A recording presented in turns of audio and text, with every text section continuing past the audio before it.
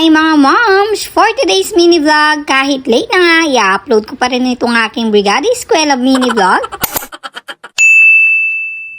Good morning! Day 1 ngayon ng Brigada Eskwela. Maaga nga akong nakaligo at nakapaghanda na rin ng mga gamit. Excited ako, pati na rin si Eva Milan. Dahil nga bago yung kanyang mga gamit, gagamitin niya kahit sasama lang naman siya sa office ng kanyang daddy. At syempre, hindi pwedeng kalimutan ni Milan ang Bambini Baby Cologne para always fresh at mabango si baby. Dati nga, kasama ko pa si daddy mag-Brigada Eskwela sa school. Ipinagpipintura pa nga ako dati niya. Utusan ko sana nga siya ngayon. Pagwawalisin ko nga sana siya, pero ko, principal pala siya, makarining manutos. Sa bahay na lang ako babawi, dito ko na lang siya uutusan. At ayan na nga, kita nyo naman yung baon ni Milan kumpleto. Akala mo naman talaga papasok sa school? Fast forward, heto na, nandito na ako sa aking classroom. Mahigit isang buwan nga bago ako nakabalik dito. Siguradong mapapasabak na naman ako dito sa paglilinis. Kita nyo naman kung gaano kadumi. Hinihintay ko nga kung sino yung tutulong sa akin dito. Usually, mga parents talaga ang tumutulong sa aming mga teachers sa paglilinis.